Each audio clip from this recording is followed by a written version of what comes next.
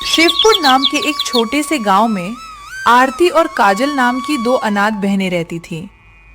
उनके माता पिता इस दुनिया में नहीं थे, इसलिए बड़ी बहन आरती मेहनत मजदूरी करके घर चलाती थी और छोटी बहन काजल की देखभाल करती थी।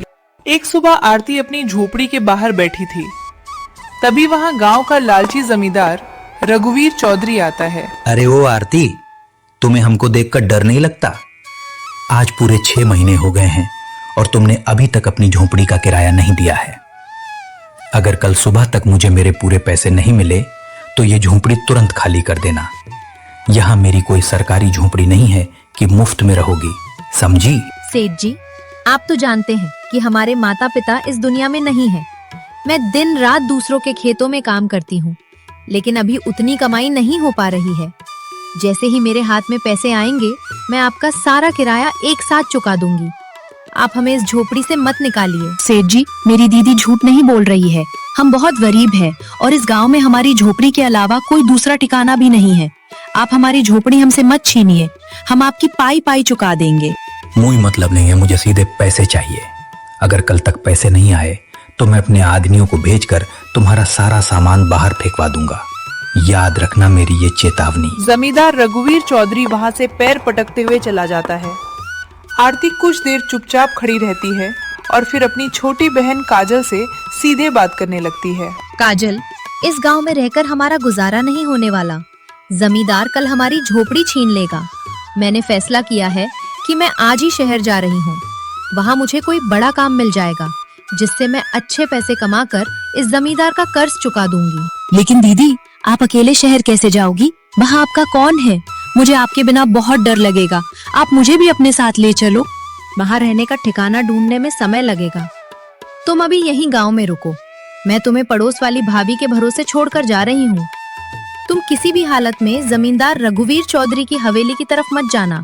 उसकी नीयत बिल्कुल ठीक नहीं है। ठीक है दीदी, आप जैसा कहती हैं मैं वैसा ही करूँगी। मैं हवेली की तरफ बिल्कुल नहीं जाऊंगी। आप शहर जाकर जल्दी वापस आ जाना। आरती अपनी छोटी बहन काजल को अच्छी तरह समझाती है।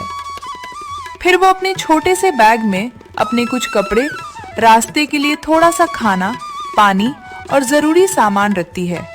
इसके बाद वो काजल को गले लगाकर सुबह सुबह शहर की ओर पैदल ही निकल पड़ती है। दीदी ने मुझे हवेली जाने से मना किया था। उन्होंने कहा था कि जमींदार की नीयत ठीक नहीं है, लेकिन अगर मैं खुद जाकर हाथ जोड़कर उनसे माफी मांग लूं और थोड़ा समय मांग लूं तो शायद उनका दिल पिघल जाए। हो सकता है वे हमारी झोपड़ी का किराया माफ कर दें।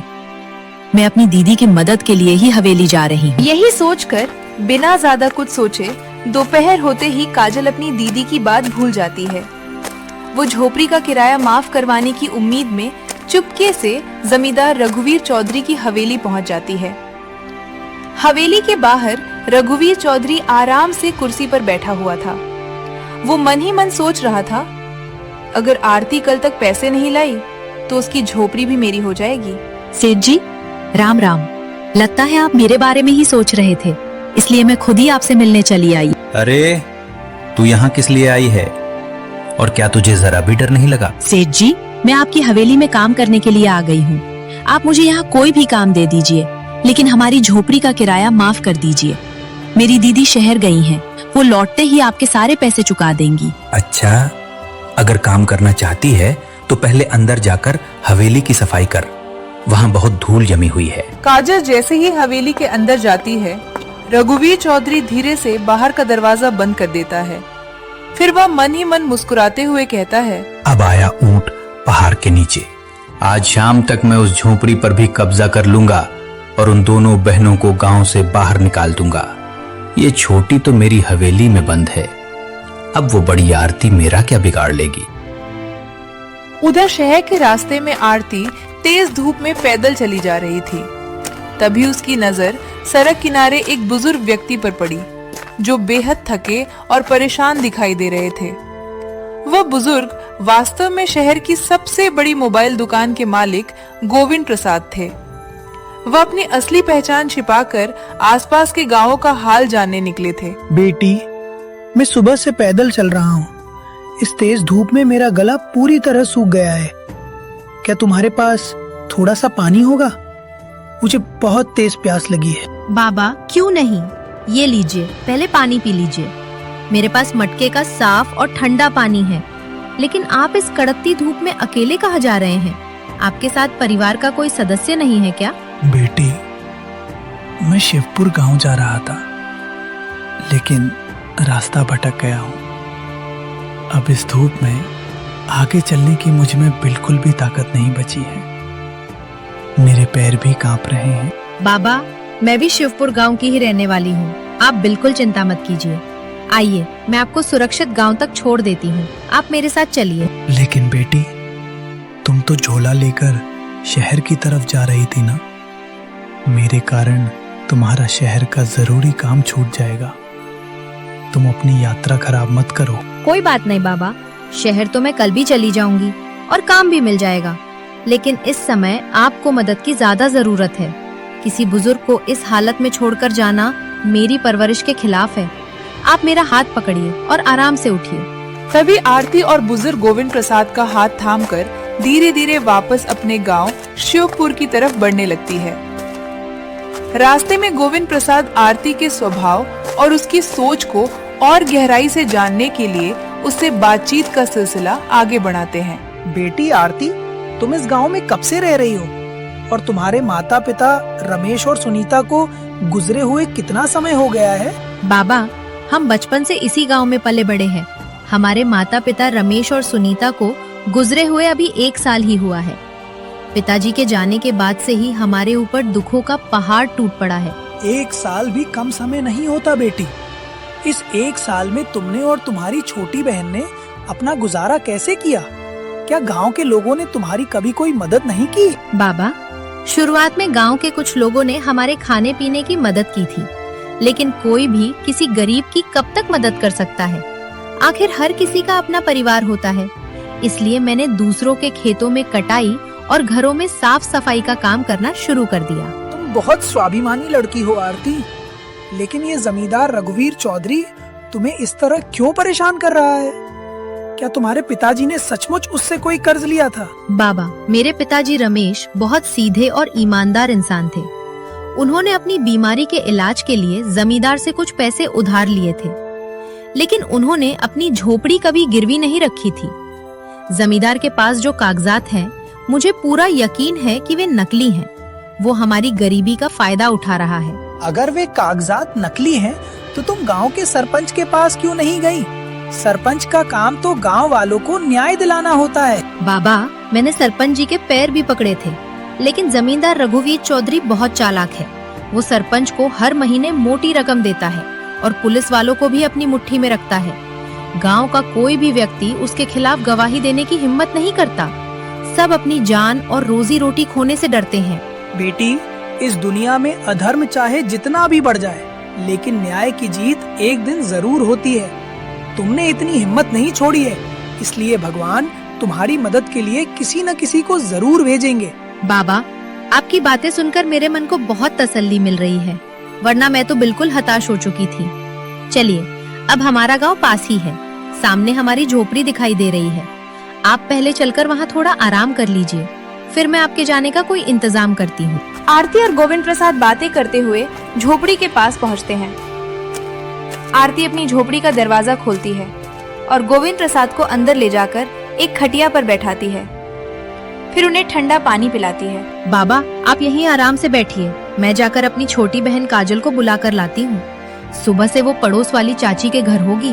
आपको देखकर उसे भी बहुत खुशी होगी। वो आपके लिए तुरंत चाय और खाना भी बना देगी। ठीक है बेटी, तुम आराम से जाओ, लेकिन हाँ, जमाना ठीक नहीं है, इसलिए संभल कर जाना। मैं यही घर में बैठकर तुम्हारा इंतजार करता हूँ। तुम निश्चिंत होकर जाओ।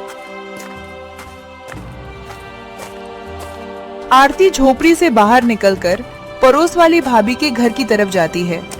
वह घर के बाहर पहुंचकर जोर से आवाज लगाती है। भाभी, अरे ओ भाभी, क्या काजल अंदर है? मैं शहर जाने के रास्ते से वापस आ गई हूँ, जरा काजल को बाहर भेज दीजिए। भाभी घर से बाहर आती हैं और आरती को देखकर हैरान रह जाती हैं। वो सीधे आरती के पास आकर खड़ी हो जाती हैं। अरे आरती, तू शहर नहीं गई क्या? और तू काजल को मेरे घर क्यों ढूंढ रही है? वो तो सुबह से मेरे यहाँ आई ही नहीं। क्या काजल आपके यहाँ नहीं आई? लेकिन मैं तो सुबह उसे आपके पास ही रुकने के लिए कहकर गई थी, फिर वो कहाँ चली गई? आरती, दोपहर को मैंने काजल को जमींदार रघुवीर चौधरी की हवेली की तरफ जाते हुए देखा था। मैंने उससे पूछा भी था, काजल तू वहां क्यों जा रही है? तो उसने कहा कि वह झोपड़ी का किराया माफ करवाने के लिए सेठ जी से बात करने जा रही है। नहीं, ये बहुत बड़ा अनर्थ हो गया। मैंने काजल को साफ साफ मना किया था कि जमींदार की नीयत बिल्कुल ठीक नहीं है। उसे हवेली की तरफ कदम भी नहीं रखना चाहिए था। जमींदार बहुत खतरनाक आदमी है। वह काजल के साथ कुछ भी कर सकता है। मुझे तुरंत हवेली जाना होगा। आरती, तू अकेली हवेली मत जा। जमींदार रघुवीर चौधरी के पास बहुत सारे गुंडे हैं। वह तुझे भी नुकसान पहुंचा सकता है। आरती रोते हुए और घबराई हुई अपनी झोपड़ी की तरफ दौड़ पड़ती है। झोपड़ी के अंदर बैठे गोविंद प्रसाद आरती की आवाज सुनकर तुरंत बाहर आ जाते हैं। वह आरती को इस हालत में देखकर घबरा जाते हैं और उससे पूछते, क्या हुआ बेटी आरती, तुम इतनी परेशान क्यों हो? और तुम्हारी छोटी बहन काजल कहाँ है? वो तुम्हारे साथ क्यों नहीं आई? बाबा, बहुत बड़ा अनर्थ हो गया। काजल मेरी बात न मानकर जमींदार रघुवीर चौधरी की हवेली चली गई है। वो सुबह से अब तक वापस नहीं लौटी। मुझे पूरा यकीन है कि जमींदार ने उसे अपने जाल में फंसा लिया है। मैं अभी उसे बचाने हवेली जा रही हूँ। आरती, तुम अकेली कहीं नहीं जाओगी। मैं भी तुम्हारे साथ उस जमींदार की हवेली चलूंगा। तुम बिल्कुल मत डरो। जब तक मैं तुम्हारे साथ हूँ, कोई तुम्हारा कुछ नहीं बिगाड़ सकता। चलो, देर मत करो। इसके बाद आरती और गोविंद प्रसाद तेजी से जमींदार रघुवीर चौधरी की हवेली की तरफ बढ़ने लगते हैं। उधर दूसरी तरफ जमींदार रघुवीर चौधरी अपनी हवेली से बाहर निकलकर गांव के रास्ते पर आ चुका था। उसके साथ उसकी दो वफादार मजदूर राजू और मोहन भी चले आ रहे थे। जमींदार चलते चलते रास्ते में राजू और मोहन को अपनी योजना समझाने लगा। सेठ जी, लेकिन ये तो सरासर अन्याय है। वो छोटी लड़की आपकी हवेली में क्यों बंद है? आप उसे छोड़ दीजिए। हम झोपड़ी पर ताला लगाने नहीं जाएंगे। राजू, अपनी जुबान संभाल कर बात कर। तू भूल रहा है कि पिछले महीने तेरी माँ की बीमारी के लिए मैंने ही तुझे 1000 रुपए दिए थे। अगर तूने मेरा साथ नहीं दिया तो मैं आज ही तेरे घर से सारा अनाज उठवा लूंगा। सेठ जी, राजू की तरफ से मैं आपसे माफी मांगता हूँ, लेकिन गांव के लोग जब देखेंगे कि हम 2 अनाथ लड़कियों का घर छीन रहे हैं तो समाज में हमारी थू-थू होगी। पंचायत भी बैठ सकती है। पंचायत का मुखिया मेरी जेब में रहता है मोहन। इस पूरे शिवपुर गांव में मेरी मर्जी के बिना पत्ता भी नहीं हिलता। तुम दोनों चुपचाप मेरे पीछे चलो और जो मैं कहूं बस वही करना।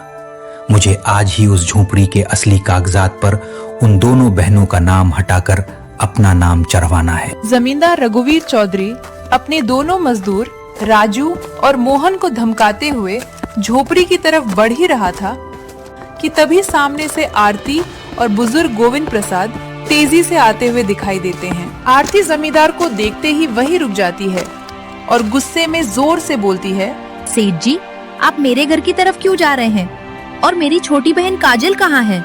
वो आपकी हवेली से अभी तक वापस क्यों नहीं आई? आपने उसे कहाँ छिपा कर रखा है? अरे आरती, तू तो शहर जाकर पैसे कमाने वाली थी, फिर इस रास्ते के बूढ़े आदमी को लेकर वापस गांव क्यों आ गई? क्या तुझे डर लग गया कि पीछे से तेरी झोपड़ी मेरे हाथ से चली जाएगी? सेठ जी, ये बाबा कोई साधारण आदमी नहीं, मेरे मेहमान हैं।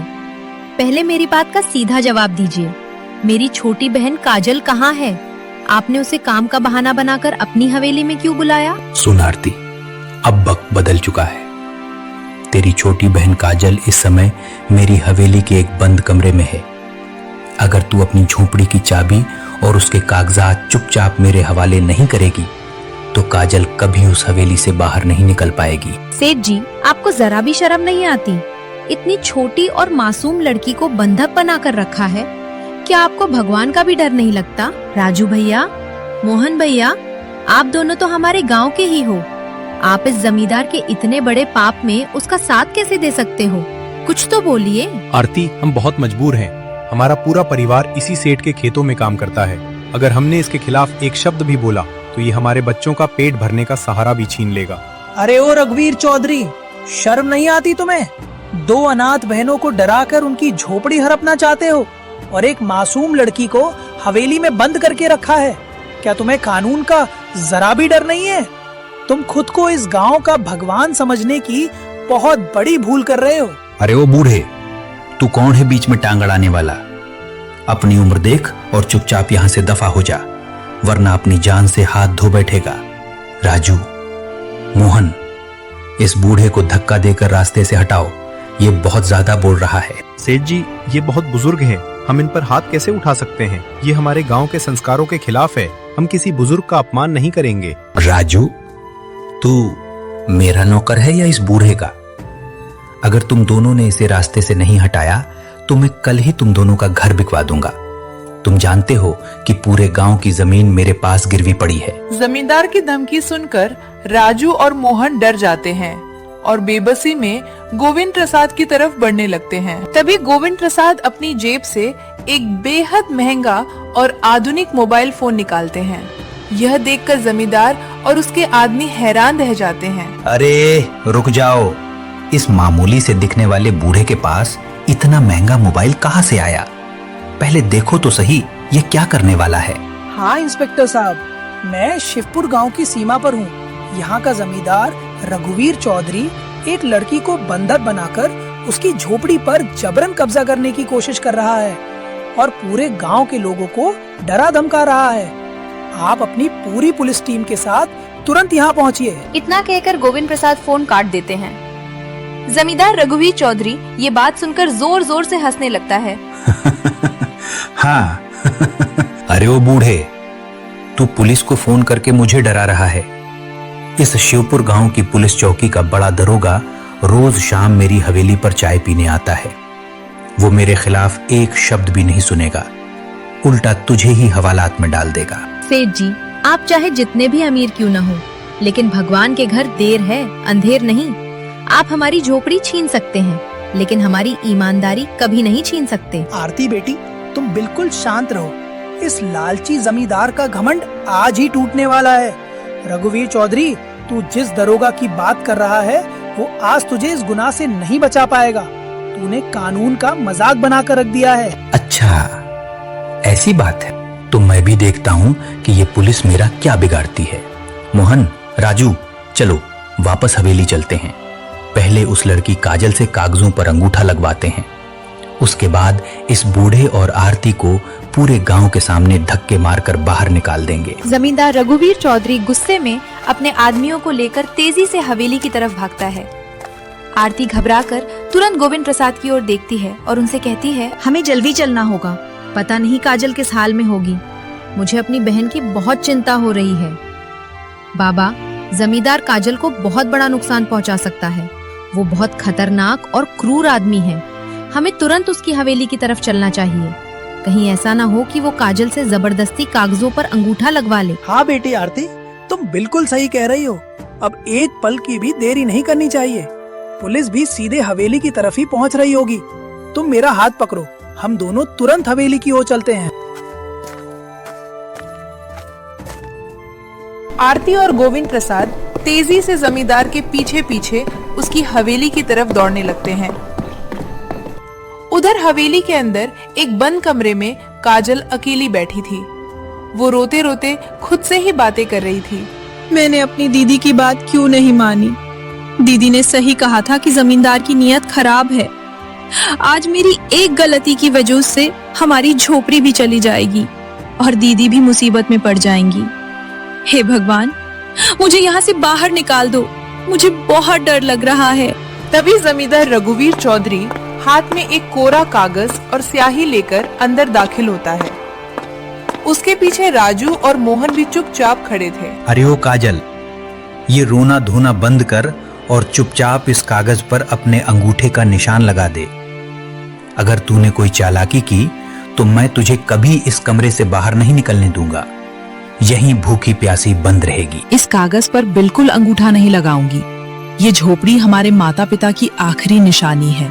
आप हमारे साथ बहुत बड़ा अन्याय कर रहे हैं। न्याय और अन्याय की बातें अमीर लोग करते हैं, गरीबों की कोई नहीं सुनता। राजू, मोहन, आगे बढ़ो और इसके दोनों हाथ मजबूती से पकड़ लो। मैं खुद इसका अंगूठा स्याही में डुबोकर कागज पर लगवाऊंगा। सेठ जी, ये काम बिल्कुल ठीक नहीं है। हम इस लड़की पर हाथ नहीं उठाएंगे। आप जबरदस्ती किसी का अंगूठा नहीं लगवा सकते। हम गरीब जरूर हैं, लेकिन हमारे अंदर अभी इंसानियत बाकी है। राजू, तू मेरी बात मानने से मना कर रहा है? तू भूल गया कि तेरी पूरी गृहस्थी मेरे दिए पैसों से चलती है? मोहन, तू आगे बढ़ और इसके हाथ पकड़। अगर आज ये काम नहीं हुआ तो मैं तुम दोनों को इसी वक्त नौकरी से निकाल दूंगा। सेठ जी, राजू बिल्कुल सही कह रहा है। अब तक हम आपकी हर सही गलत बात मानते आए हैं, क्योंकि आप हमारे मालिक हैं। लेकिन एक अनाथ और बेबस लड़की पर ऐसा अत्याचार करना महापाप है। हम इस पाप के भागीदार नहीं बनेंगे। तुम दोनों का दिमाग खराब हो गया है। ठीक है, तुम दोनों मत छुओ, मैं खुद इसका हाथ पकड़कर जबरदस्ती अंगूठा लगवाता हूँ। रघुवीर चौधरी काजल से कागज पर जबरदस्ती अंगूठे का निशान लगवाने ही जा रहा था, तभी आरती, गोविंद प्रसाद और पुलिस की पूरी टीम हवेली में पहुंच जाती है। उन्हें अचानक सामने देखकर रघुवीर चौधरी और वहां मौजूद सभी लोग हैरान रह जाते हैं। इंस्पेक्टर साहब, यही वो जमींदार है जिसने मेरी छोटी बहन काजल को जबरदस्ती हवेली में बंद कर रखा था। ये उससे कागजों पर जबरन अंगूठा लगवाकर हमारी झोपड़ी हड़पना चाहता था। कृपया मेरी बहन को बचाइए और इस आदमी को कड़ी से कड़ी सजा दीजिए। रघुवीर चौधरी, तुम्हारे खिलाफ सारे सबूत हमारे सामने हैं। अब जेल ले जाओ। पुलिस रघुवीर चौधरी को हथकड़ी लगाकर अपने साथ ले जाती है। अदालत में उसके सभी गुनाह साबित हो जाते हैं और उसे उम्र कैद की सजा सुनाई जाती है। इस तरह रघुवीर चौधरी हमेशा के लिए जेल चला जाता है और दोनों बहनों को न्याय मिल जाता है।